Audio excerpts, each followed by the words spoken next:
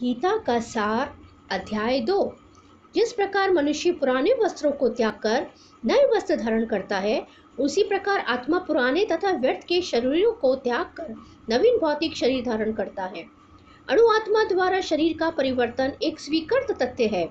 आधुनिक विज्ञानी जन तक जो आत्मा के अस्तित्व पर विश्वास नहीं करते, पर साथ ही हृदय से शक्ति साधना की व्याख्या भी नहीं कर पाते, उन परिवर्तनों को स्वीकार करने को बाध्य हैं जो बाल्यकाल से कौमारावस्था और फिर तरुणावस्था तथा वृद्धावस्था में होते रहते हैं। वृद्धावस्था में यही परिवर्तन दूसरे शरीर में स्थानांतरित हो जाता है। अणु आत्मा का दूसरे शरीर में स्थानांतरण परमात्मा की कृपा से संभव हो पाता है। परमात्मा अणु आत्मा की इच्छाओं की पूर्ति उसी तरह करते हैं जिस प्रकार एक मित्र दूसरे की इच्छा पूर्ति करता है।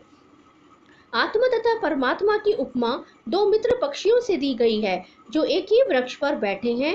इनमें से एक पक्षी अणु आत्मा वृक्ष के फल को खा रहा है और दूसरा पक्षी कृष्ण अपने मित्र को देख रहा है। यद्यपि दोनों पक्षी समान गुण वाले हैं, किंतु इनमें से एक भौतिक वृक्ष के फलों पर मोहित है, किंतु दूसरा अपने मित्र के कार्यकलापों का साक्षी मात्र है। कृष्ण साक्षी पक्षी है और अर्जुन फल भोक्ता पक्षी। यद्यपि दोनों मित्र सखा हैं, किंतु फिर भी एक स्वामी है और दूसरा सेवक है। यद्यपि दोनों पक्षी एक ही वृक्ष पर बैठे हैं, किंतु फल खाने वाला पक्षी वृक्ष के फल के भोक्ता रूप में चिंता तथा विषाद में निमग्न है। यदि किसी तरह वह अपने मित्र भगवान की ओर उन्मुक्त होता है और उनकी महिमा को जान लेता है, तब वह कष्ट भोगने वाला पक्षी तुरंत समस्त चिंताओं से मुक्त हो जाता है।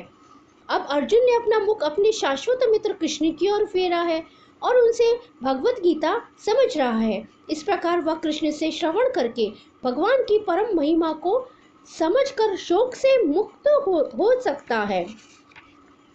यह आत्मा न तो कभी किसी शस्त्र द्वारा खंड खंड किया जा सकता है, न अग्नि द्वारा जलाया जा सकता है, न जल द्वारा भिगोया या वायु द्वारा सुखाया जा सकता है।